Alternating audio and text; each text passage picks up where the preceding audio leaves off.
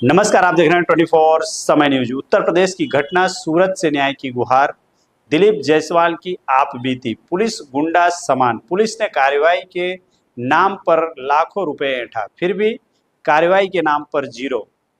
यह पूरा मामला 10/2/2025 का बेहद गंभीर और सोचने पर मजबूर करने वाला है।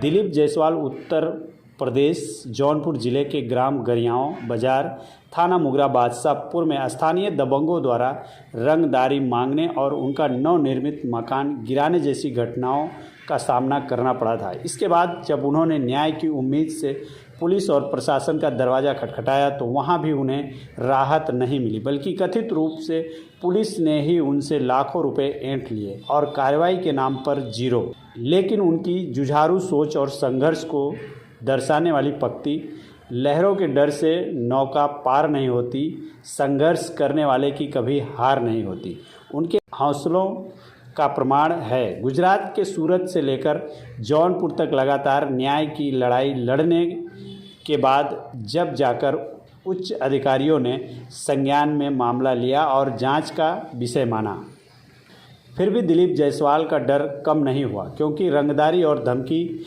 देने वाले लोग अब भी खुलेआम घूम रहे हैं और 2 लाख की मांग पूरी न करने पर जान से मारने की धमकी दी गई थी, जिसका जिक्र उन्होंने वीडियो में किया बनाया और बनाने पहले काम से ये लोग काम रोके, इनसे 2 लाख रुपया मांगे तो मैं सूरत में था। मैं बोला तुम काम करो, मैं आ रहा हूँ। तो आपने पुलिस शिकायत नहीं करी? पुलिस से शिकायत किया है, दरखास्त दिया, ये लोग कर रहे थे। फिर मैं आया, मैं काम चालू करवाया, रात को इनको मारने के बाद में इनका सामान सब उठा के लेके गए। 2 लाख रुपया नहीं दिए, अब बोल रहे हैं अब 8 लाख रुपया तुम दोगे। किससे कहा उन्होंने? हमसे कह रहे हैं, हमारे भाई से कह रहे हैं। कौन फर्जी है बताओ बे? फर्जी काम मत कौन फर्जी बे? बता देते कैसा फर्जी, कौन कम फर्जी काम बे? जमीन लिखा है दूसरे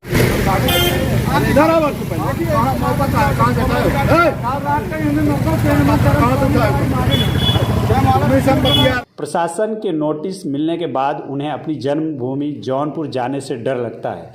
यह कहानी कई सवाल खड़े करती है। रंगदारी और गुंडागर्दी से पीड़ित व्यक्ति को सुरक्षा और इंसाफ दिलाना क्या राज्य की जिम्मेदारी नहीं है?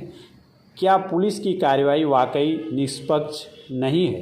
पीड़ित को दोहरी मार झेलना पड़ रहा है। 24 समय न्यूज के साथ बातचीत में दिलीप जायसवाल ने जो आप बीती सुनाई, वह केवल उनकी व्यक्तिगत कहानी नहीं, बल्कि पूरे प्रदेश की कानून व्यवस्था पर सवालिया निशान खड़ा करता है। शिकायतकर्ता द्वारा दिए गए वीडियो से संबंधित कोई भी जवाबदारी 24 समय चैनल नहीं लेता है। जी, मेरा नाम दिलीप कुमार जायसवाल है। क्या समस्या है आपकी? समस्या ऐसा है सर कैंप से कि जैसे कि आप जानते हैं, पहले भी आपके मीडिया चैनल के माध्यम से हमारी सारी घटना को हमने प्रस्तुत कराया था और हमारे साथ काफ़ी कुछ हुआ था जो हमने पहले मीडिया में नहीं बताया था, क्योंकि हमें भय था प्रशासन का और अपराधियों का। अब प्रशासन ने अपराधियों से ज़्यादा हमारा शोषण किया था। वो मौखिक रूप से सारी घटना की जानकारी हमने पहले ही दिया था, उसके बावजूद कार्रवाई में हीला हवाली होता रहा और अभी तक हमारे पक्ष में कोई कार्रवाई नहीं हुआ, न्याय हमें नहीं मिला है।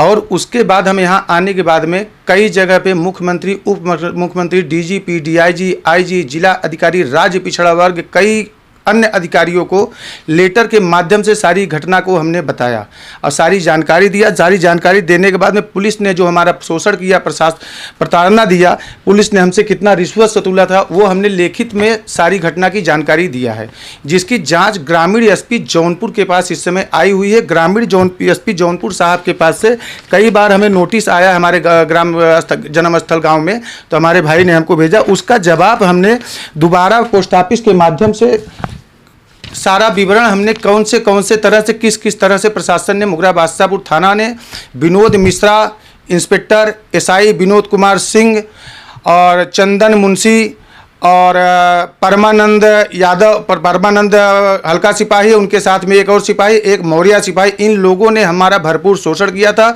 हमसे काफ़ी रिश्वत वसूला था, हमारा मकान भी गिरा, उसमें हमें कोई सहयोग नहीं दिया गया था। दोबारा फिर हमारे पास नोटिस आया तो तिबारा हमने फिर से ये बयान लेखित में सारा बयान और साक्ष्य के साथ में प्रशासन ने जो रोकड़ा पैसा हमसे कैश में लिया था वो तो सब हमने लिखित में बताया हुआ है। उसके अलावा कुछ पैसा जब हमारी स्थिति गड़बड़ाने लगी तो ऑनलाइन के माध्यम से भी 10,000 और 4,000 रुपया ऑनलाइन के माध्यम से इंस्पेक्टर विनोद मिश्रा ने नंबर दिया, इस नंबरों पर हमने भेजा, जो कि हमने लिखित में सभी अधिकारियों को भेज दिया और स्क्रीनशॉट बैंक स्टेटमेंट के साथ में हमने सब भेजा हुआ है। और अभी हमारे पास नोटिस आ रहा है सर कि आप आकर के जौनपुर जिला के कप्तान साहब या ग्रामीण एसपी साहब के पास बयान दें। मैं सहमा हुआ हूं, हमारी आर्थिक स्थिति इस समय काफ़ी कमज़ोर है और उस प्रकरण में मेरा उलझने के कारण हमारा काफ़ी नुकसान हुआ है और मेरा शेयर मार्केट का धंधा, शेयर मार्केट में बहुत हमारी स्थिति गड़बड़ हो गई है और आर्थिक स्थिति बिगड़ी, हमारे बच्चों का भविष्य खतरे में आ चुका है। इसलिए हम जाने में असमर्थता जताते गए। 3 बार हमने अपना दरखास्त और बयान पोस्ट ऑफिस के माध्यम से भेजा हुआ, फिर वापस हमारे पास नोटिस आया हुआ है। तो नोटिस के साथ में हम फिर से अपना एक बयान लगा रहे हैं कि वीडियो कॉलिंग के जरिए अगर हमारा बयान ले सकते हैं सर तो बहुत मेहरबानी होगी, अन्यथा इसके बावजूद अगर आना अनिवार्य है तो हमें हमारी सुरक्षा की गारंटी दी जाए, क्योंकि अब हमने प्रशासन के खिलाफ, जो प्रशासन ने हमारा शोषण किया, प्रशासन का भी हमने नाम उजागर कर दिया है, प्रशासन के ऊपर भी जांच बैठी हुई है। अपराधियों के खिलाफ कार्रवाई आज नहीं तो कल कोई न कोई आला अधिकारी ईमानदार अफसर आएगा और कार्रवाई करेगा।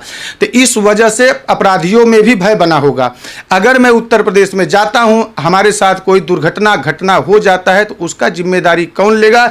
इस वजह से मैं इस समय नहीं जा रहा हूं। हमारा स्वास्थ्य भी काफ़ी गड़बड़ है और हमने फुल बॉडी चेकअप कराया, किडनी, लीवर, उबर हर चीज़ का कराया। हमारी तकलीफ है थोड़ा, तो हम मेडिकल भी इस बार अपना मेडिकल रिपोर्ट भी दरखास्त के साथ में, बयान के साथ में भेज रहे हैं।